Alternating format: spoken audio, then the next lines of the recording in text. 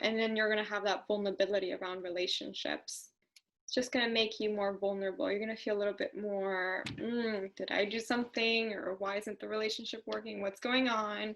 Like, it's going to be more of that energy, and you're going to try and practically figure out what's going on. It's not going to be emotionally. It's not going to be like, oh my God, he doesn't love me anymore. Oh my God, this. It's going to be more logical. It's going to be like, okay, why didn't he do this? Or why didn't he do that? Or why didn't he call me? Or why did he, like, it's going to be really logical. Get out of my head. But you'll be like constantly thinking about it. It'll be like an hour where you're just trying to get into all the details of what's going on. And then you'll be like, did I really need to do that, all of that, just for something so stupid? Yes, it ends up being something so minor. Yeah. And it's like, why did I do that? Yeah, and then afterwards it'd be like, okay, but now you know that that's part of your energy.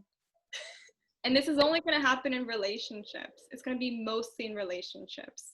You're going to be, because it's vulnerability and it's detail oriented, because it's in Capricorn. So it just means that, you know, like if something, even if like a guy starts, I don't know, he says something to you and you're like, why would he say that? Wait, does it mean this? Does it mean that? And you'll just go on and on and on. So there's another lesson to know that this is part of your energy, and to realize if a guy does something or says something, to not try and like, you know, obsess over it, or like, you know, constantly be in that sort of detail oriented trying to figure out, problem solve the situation. To just let go of that energy and just, you know, transition into a more of like, okay, maybe I should just try and worry less about it. And I tend to have that come out of me when there's arguments, mainly.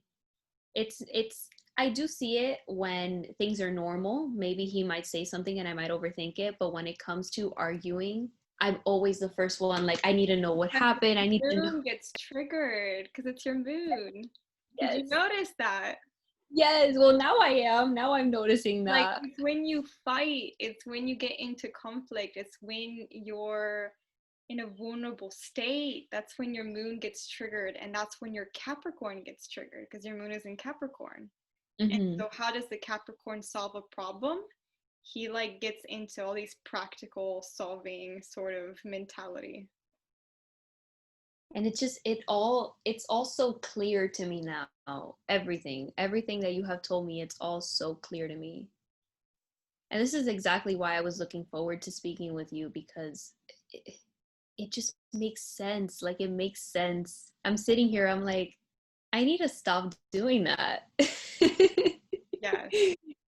I mean, it's okay to do a little bit of that, like to just, you know, like to think about, to be aware of your surroundings. That's okay.